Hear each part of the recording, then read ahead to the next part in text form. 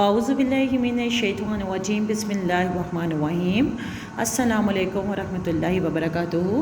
ربی زدنی علما، اے میرے رب میرے علم میں اضافہ فرما۔ Students open your Urdu work book, page number 10۔ آج ہم سبق نمبر 4 حضرت محمد صلی اللہ علیہ وآلہ وسلم کی مشق کریں گے۔ سبق نمبر 4 حضرت محمد صلی اللہ علیہ وآلہ وسلم۔ املا کے الفاظ: مکہ، میم کاف مک، کاف ہے کا مکہ، تے کاف تک، سنگ سی، میم تک سیم، نصیحت، نون سوات نس، سوات یہ سی ہے تحت، نصیحت۔ حد کشیدہ الفاظ کے آسان معنی لکھ کر جملہ دوبارہ لکھیں۔ حد کشیدہ بیٹا وہ لفظ ہے جس کے نیچے لائن لگی ہوئی ہے۔ یہ دیکھیں پیشہ کے نیچے لائن لگی ہوئی ہے نا، تو اٹس مین کہ یہ حد کشیدہ الفاظ ہے۔ آپ صلی اللہ علیہ وسلم کا پیشہ تجارت تھا۔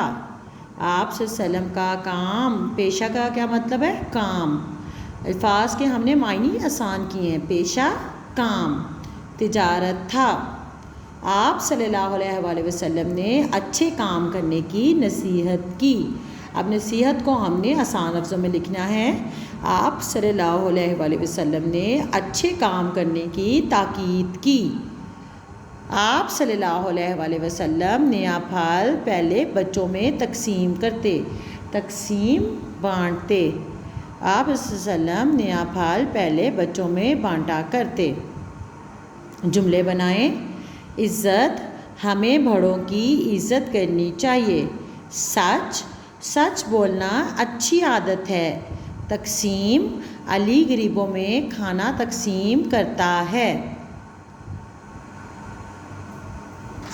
مندرجہ ذیل سوالات کے جوابات دیں۔ آپ صلی اللہ علیہ وآلہ وسلم نے کس کی عبادت کرنے کا حکم دیا؟ اللہ تعالیٰ کی۔ آپ صلی اللہ علیہ وآلہ وسلم نے کن باتوں کی نصیحت کی؟ کوئی سی 3 لکھیں۔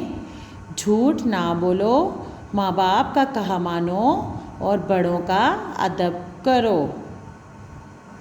جب بھی حضرت محمد صلی اللہ علیہ وسلم کا نام مبارک آئے تو ہمیں کیا پڑھنا چاہیے؟ صلی اللہ علیہ وآلہ وسلم، یعنی درود شریف پڑھنا چاہیے۔ درجہ ذیل الفاظ کو حروف تہجی کی ترتیب کے مطابق لکھیں۔ عزت، پھل، پیغام، سچے۔ دا فرسٹ ورڈ از پیغام۔ پہلے آتا ہے حروف تہجی میں، تو پہلے ہم کیا لکھیں گے؟ پیغام، پھر پھل، پے کے بعد آتا ہے سین، سچے، اور اینڈ پہ آتا ہے عزت۔ اللہ حافظ، فی امان اللہ۔